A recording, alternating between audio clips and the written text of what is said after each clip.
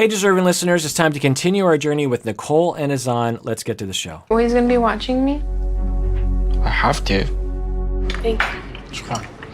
You know, I think we need to talk about what happened before, I almost lost Azan before we even met because I cheated on him. It's hard. Okay, so this is another conversation that is very important for these two to have. As a couples therapist, I have helped many couples recover from infidelity. And although in our society we'd like to think that you have one conversation about something and then it's over, that is never how it works out when it comes to infidelity. Azan was cheated on, and Nicole has admitted it. And Azan was very hurt by that and has concerns about that and has some worries that she's going to do it again, which is very normal. And he is looking for some reassurance that it's not going to happen again. And he might have some feelings that he wants to get off his chest, some feelings of hurt, some feelings of anger. When I work with couples through recovery from infidelity, it takes a long time. And the cheated on partner typically has waves of emotion that overcome them. And it's important for them to be able to vent those feelings to someone, sometimes to the partner who did the cheating. And when you're the cheating partner, it's hard to deal with. One of the most common things found in research about infidelity recovery is the person in Nicole's position, the person who cheated, will often say something to the effect of, if I had any idea how much emotional strife that one night stand would cause, I would never have done it. Most people who cheat have a very bad gauge of predicting what is going to happen in the future if it were to come out. And once they're in the thick of it for 5-10 years of emotional difficulties because of that infidelity behavior, they're just like, I wish I never had done that. And so people out there, if you are on the verge of cheating, remember, there is a massive fallout to that is never worth it. The movies, in the United States, we have a lot of movies that, a lot of Woody Allen movies and other sorts of movies, and it really drives me crazy because you'll start off with a married couple, and the wife is, she's kind of stern and cold, and the guy is like, oh, I don't know what I'm doing, and then he bumps into a nice, free-spirited woman, and we, as the watcher, are supposed to want him to cheat because, this new woman seems like great, and the wife seems so staunch and stuffy, and so you should be. And so the romantic comedy is, or the drama is like, all of us are like, oh, be free from the woman and have sex with that woman, and da-da-da. Okay, there's nothing wrong with divorcing and wrapping that up, going through grief together, doing all the things, and then starting to date. Maybe you date the free-spirited woman. But to have a infidelity relationship with that person is inherently deceitful, is inherently lying, and inherently hurtful, and against the agreement that you have with your partner. There's nothing wrong with breaking up. That will hurt. But if you're not into it, you break up, and then you start the next relationship. I shouldn't have to say this, right? Now, a lot of people cheat. It happens a lot. But I feel like we don't have enough messaging around what we're supposed to do in these kinds of situations. If you're in a stagnant relationship and someone comes along that strums your heartstrings and you're just like, oh my God, I want to be with that person. Fine, great. Love is what makes the world go around. And so it's great that you have found new relationship energy with this new person. But there's a protocol of ethics and morality of you break up with the first relationship and you go, anyway. So there is tremendous pain that is produced by infidelity, which is what Azan is talking about. How are they going to navigate this? Is Azan going to communicate his feelings in a way that is going to be productive? Maybe not all the time, because when you're hurt and you're cheated on, sometimes you're not, productive all the time. Is Nicole going to be able to hear that and accept responsibility? Is she going to apologize? Is she going to take care of Azan? The thing that I say is that think of it like, because sometimes this helps, it's not a great metaphor, but sometimes I'll say, think of it like there's a set amount of apologies that you need to sufficiently accomplish for your spouse to truly move on. Let's say it's 95 apologies, or maybe it's 54 apologies. But there are a lot of apologies before you. And once you achieve that threshold, then your spouse will turn a corner and they will not require you to apologize anymore, or at least at the rapid pace they keep asking you to apologize. The reason why I say this is because a lot of people in Nicole's shoes, having been the cheating partner, will say, I've already apologized. I already said I was sorry. Why are we going over this again?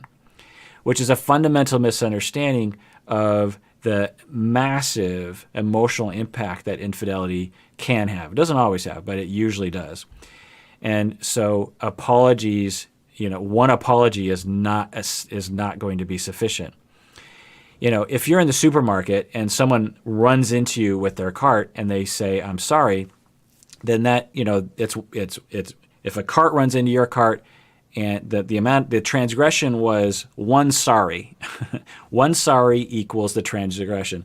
Cart into cart, the transgression is a 1 out of 100, and so you only need one apology. To cheat on someone when you agreed you were going to be exclusive to each other is a massive blow. Even though from the cheater's point of view, it wasn't a big deal. It was just like, I didn't love that person. I was drunk. It didn't matter to me at all. And that could help to say those kinds of things, by the way, potentially. But to the cheated on partner, it's like, I don't even think you love me, or I don't even think you really want to be with me. If your energy, romantic and sexual, can just be pointed in any old direction, what does it mean when it's pointed toward me? You point it anywhere, so you don't really care about me as a human being. Our relationship is false. It can be very destructive. So that's 100 out of 10, and so therefore you need a lot more apologies. Cart into cart, one apology. Infidelity, many apologies to make up for it. The first time she told me that she cheated, all what is mama is to break up, But then she just kept calling me like more than 100 times. She just kept calling me and sent me videos about that man calling me daddy. I just forgave that, just like that. So when I got back from my trip, I did something really stupid, and I went out with some friends and I took off my ring. Hasn't, found out, and he was really upset about it. Yeah, that's pretty natural. If you are already concerned about cheating, that's a red flag, to be engaged and to go out with your friends and take your ring off just for that night. I mean, what else are you supposed to think of that?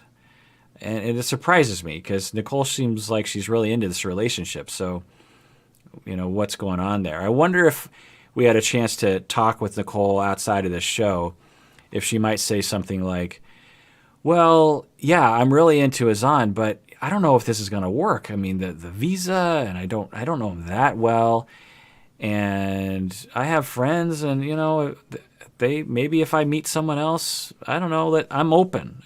So maybe that's what she's thinking. I don't know. Let's see if she says more. Tell me why. I want to know. That's it. What was a stupid reason? It's not worth talking about now. Just tell me, what's your stupid reason? Yeah. I can't imagine a lot of people in Azan's position accepting that answer. It was just a stupid reason. Let's not talk about it. What? Because in the void of the unknown, there's a lot of bad choices in there. And so that's a weird response. Let's see if she answers the question. I just wanted to be free for a night, that was all. If you think you want to be free, when I asked you to marry me, then you shouldn't accept that ring. What does that mean? That you wanted to be free for a night? So I wish she would expand on that. If she's saying, because it sounds like I could see it going a number of different ways. Two ways I could see it. It's like she's saying, I wanted to be free because I wanted to have sex with someone else. Okay, that's probably what he's worried about. I don't know. Or I just wanted to be free because I just wanted to be like my old self. I didn't want to have sex with anyone else. I didn't want to date anyone else. But I just wanted to feel like I did before when I was single and I was with my friends. And if a guy came up and talked to me, I wanted the ability to be able to talk back to him. Now, I'm not endorsing either one of these positions because both are going to be extremely hurtful to Azan and is essentially cheating. Even, it's on the spectrum of cheating, essentially. So, but maybe there's another reason why she says she wanted to be free. Maybe they got in a fight recently and she was upset and she said, take off this ring. I don't know. I wish she would expand on that a little bit for her sake, because I'm guessing she wants to reassure Azan. Are we not past this? Then you know that I love you now. So, as I said, this is the classic position of the cheating partner is, are we not past this? I can't tell you how many times I would hear that in infidelity recovery from the cheating partner. Have we not been over this already? Have I not apologized? Have we not discussed this already? It's universal that the cheated on partner has a lot of moments where they need to talk about it and have it be, sort of sorted out, and to have the person who cheated apologize again. Now, I will say that there is a threshold upon which people in Azan's position can take it too far. They can yell a lot, they can cross the line, they can bring it up all the time. So there is a threshold. But in this instance, it seems normal for Azan to be like, I got to talk about this again. Do you love me? I do. Do you trust me? That's why we're back together after all And do this. you trust me? Okay, fine. I'll trust you. Just never happened. Listen, I'm just here. you trust me.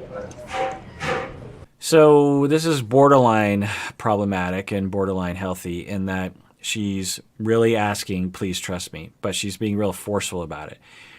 And this is another snag that I see a lot of couples go through as they recover from infidelity, is that the cheating partner is like, I need you to trust me. Why can't you trust me?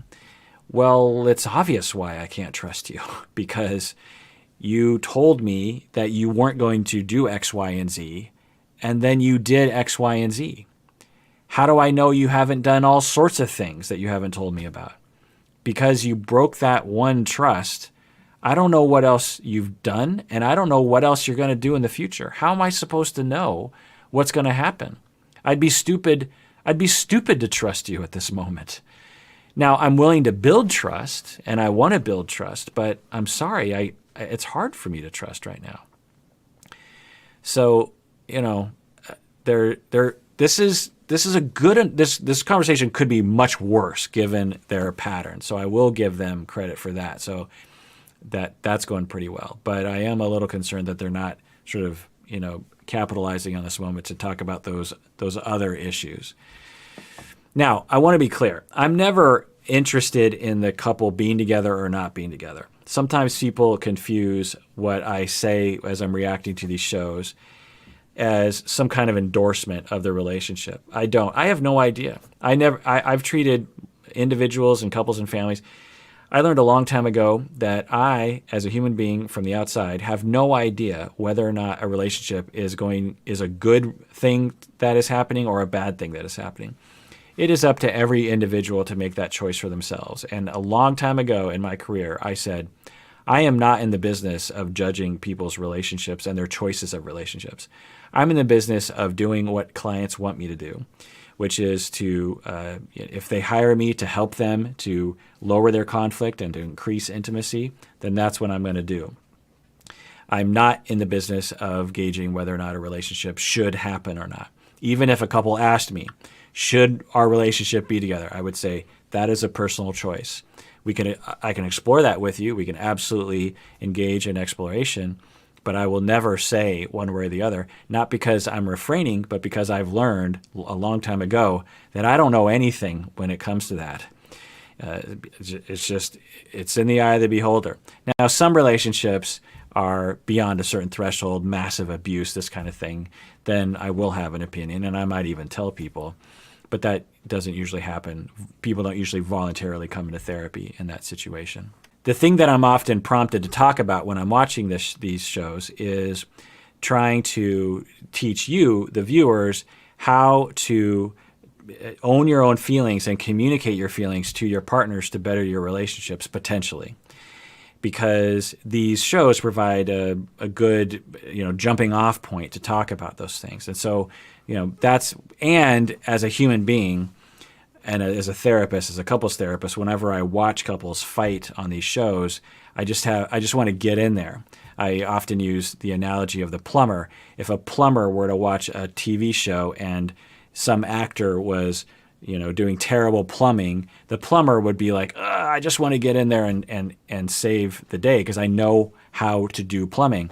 Well, I know how to help couples. And when I watch couples fighting, I'm like, I want to get in there because I know how to help them. And so that's another thing. The other thing I'll say is that we have this idea called countertransference in my field. There's a lot of different names for it, but the idea goes is that all of us therapists, we're not objective observers.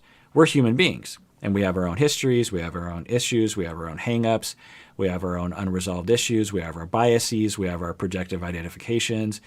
And so when we watch couples, whether it's on a reality TV show or in our office, we are going to have our own personalities get mixed up in there, and it's going to affect the way that we see things.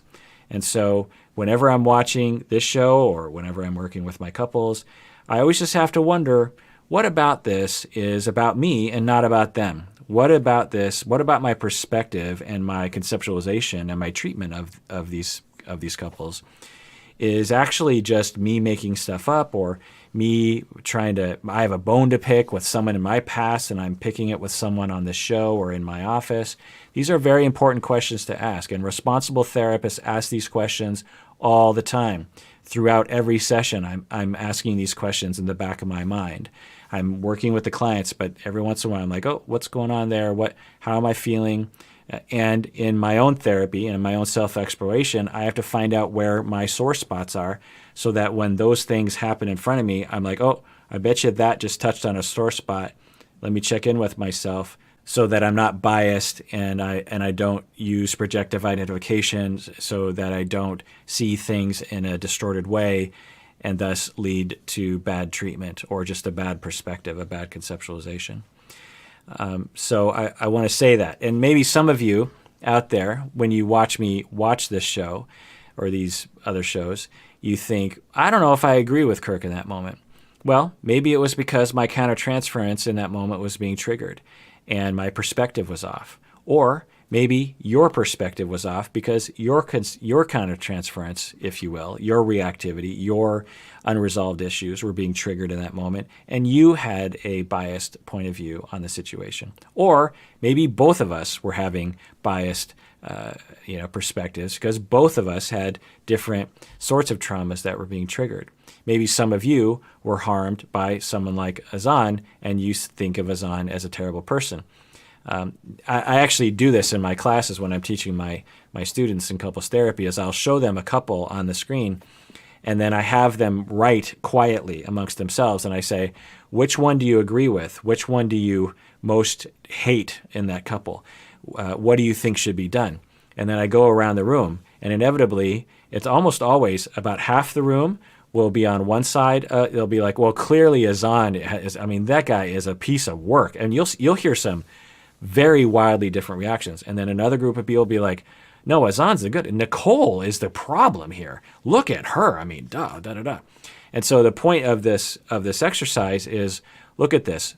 The 16 of you watched the same exact clip, and half of you were on this side and half of you were on that side. What does that tell us? Well, that tells us that all of us have a reaction to watching things, particularly around stuff like this, because all of us have traumas when it comes to, all of us have been dumped, all of us have been hurt by our partner, some in horrendous ways. We've all been hurt by people who were close to us. And so we can't not have some countertransference, some of our issues triggered as we watch shows like this.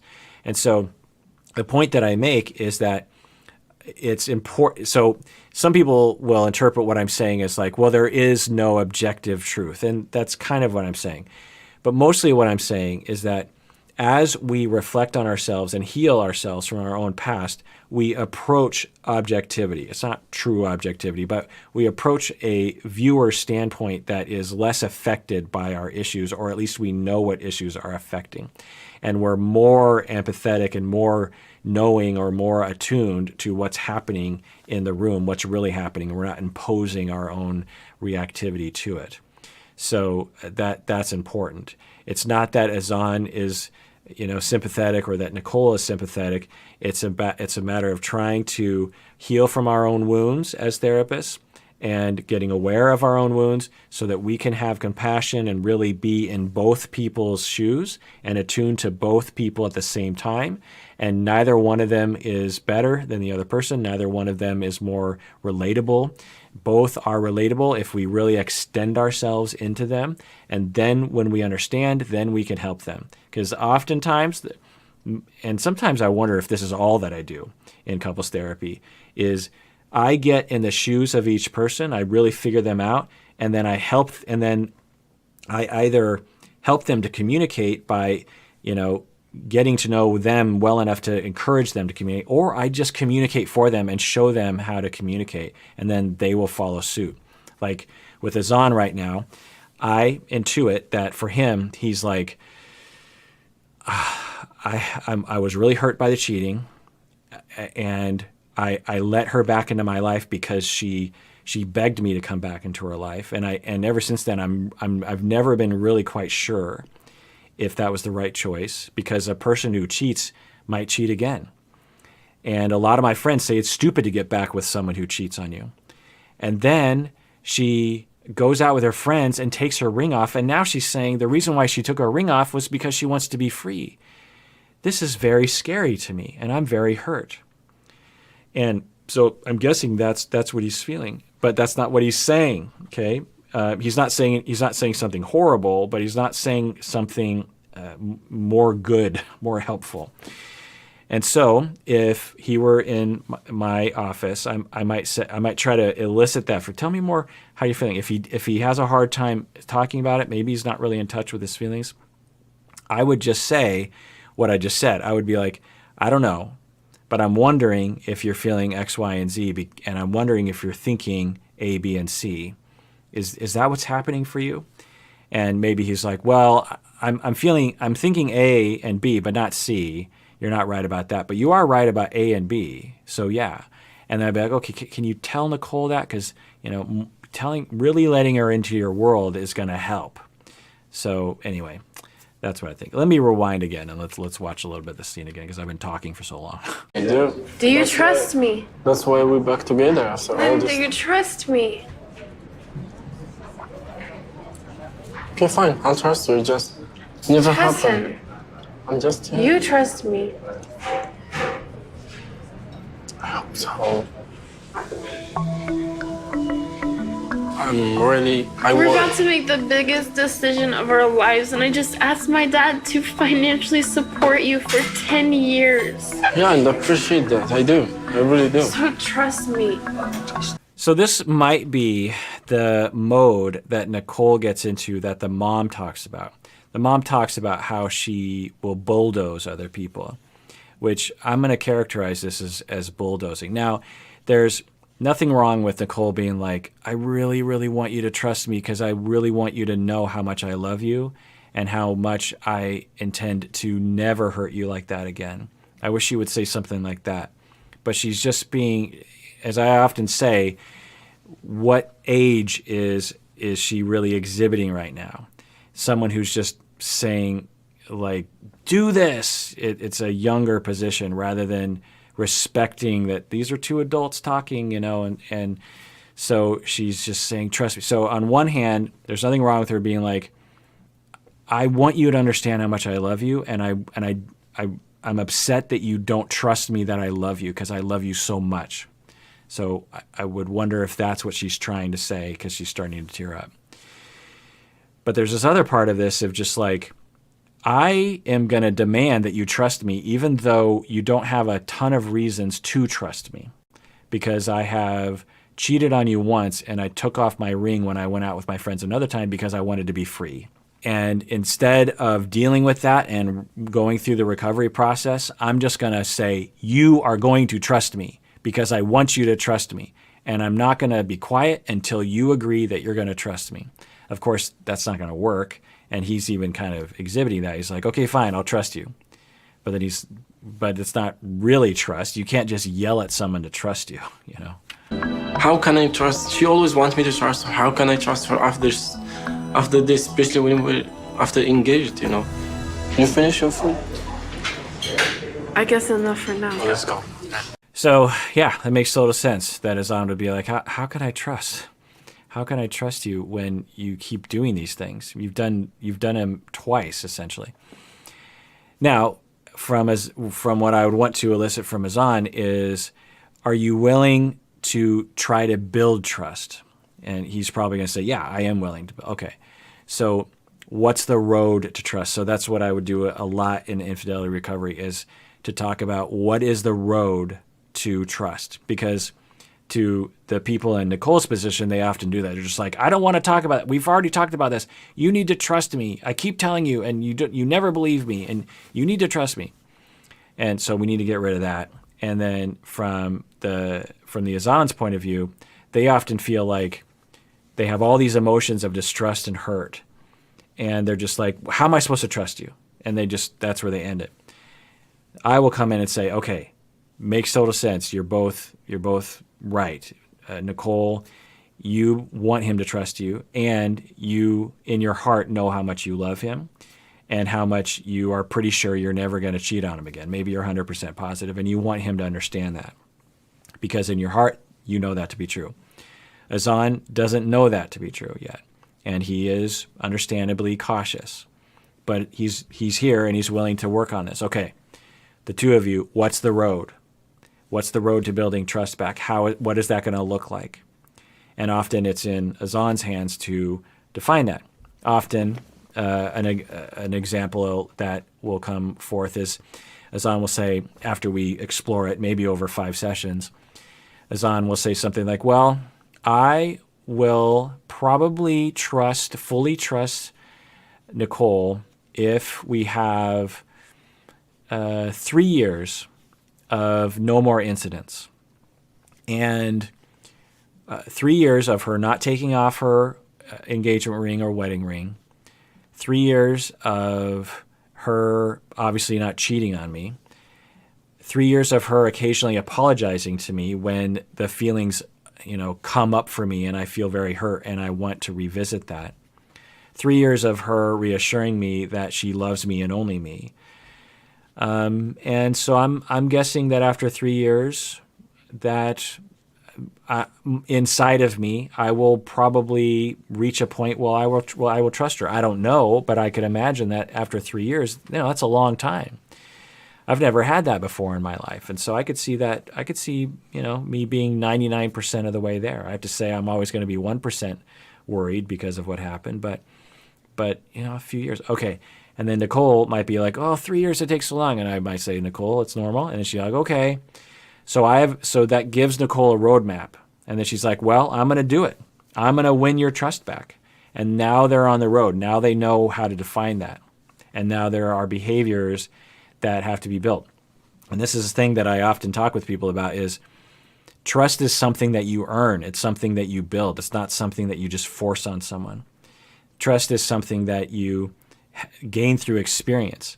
To trust someone, for Azan to trust her would be stupid because she has broken that trust twice. So for Azan to be like, okay, yes, I trust you, he would have to ignore what happened. But there is a process of building trust, and that's what we talk about a lot. And it's not just with infidelity, because really often what couples are concerned about regarding trust is trusting that the other person cares, actually, is a fundamental thing. I talk with couples all the time. It's just like the trust that your spouse even just cares about you and cares about your feelings. Because a lot of times, particularly couples in fights, in conflict, will have this narrative through their experience that their spouse doesn't really care about their feelings. Both people feel that way about each other.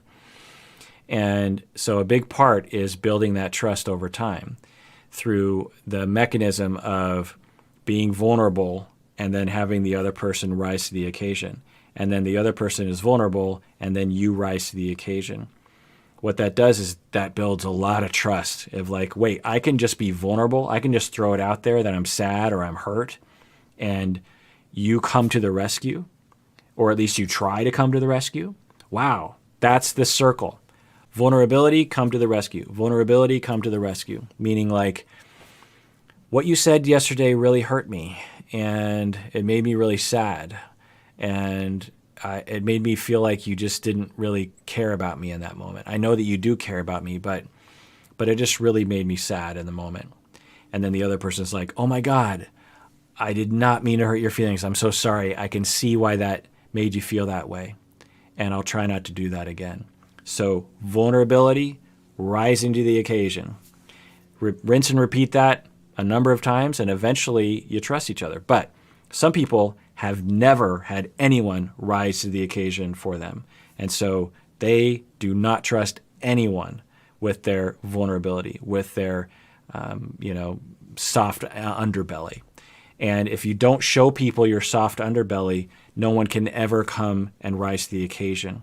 And so the two people just stay all walled up and never express vulnerability and try to, communicate what you want from the other person without being vulnerable and without really expressing why you want the other person to do. For Nicole, she's like, I want you to trust me. Okay, that kind of comes across like a demand.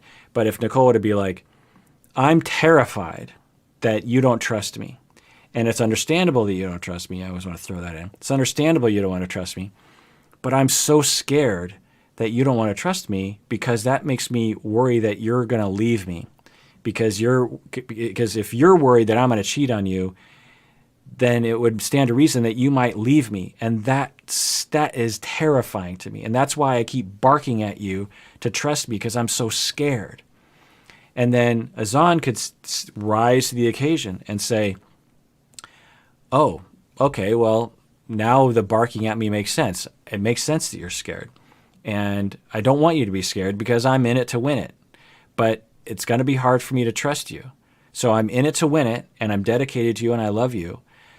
But I'm still kind of worried that this is going to happen again, because it's rational for me to worry that.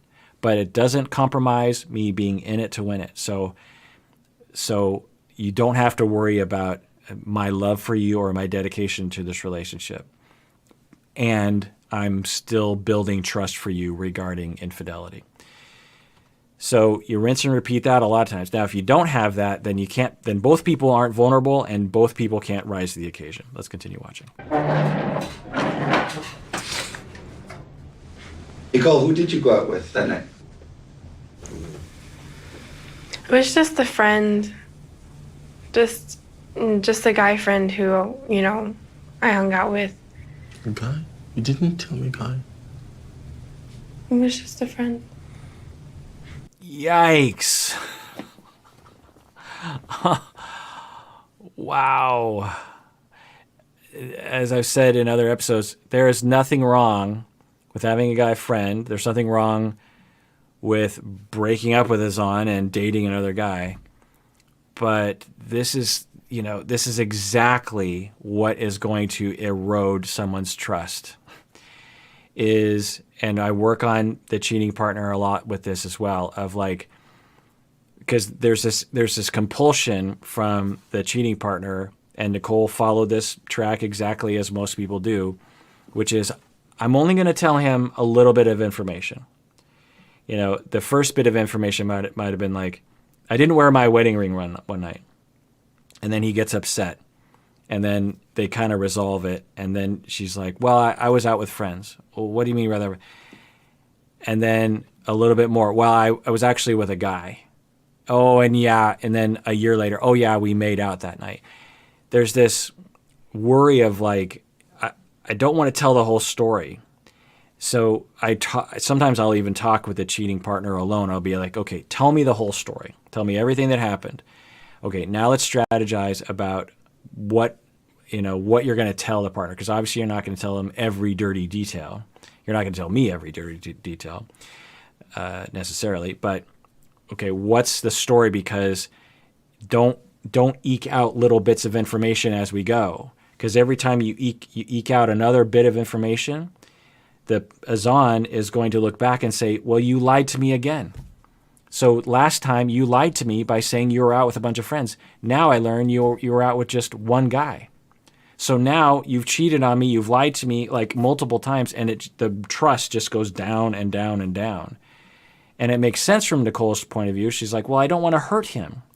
Okay, but you've already hurt him by doing something that was against your agreement. So by eking out little bits of information, it's going to make a mountain out of a molehill. So this is it's hard to watch. It's hard to and Azan is such a kind of walled up person that I wonder if he's going to really express his sadness and worry in this moment.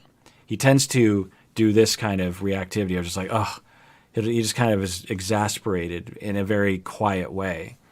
And I hope that he is able to get in touch with his feelings and really express them here. All right, well, that does it for that episode of Psychology in Seattle, in which we follow Nicole and Azan on 90 Day Fiancé. Everyone out there, please take care of yourself because you deserve it. You really, really do.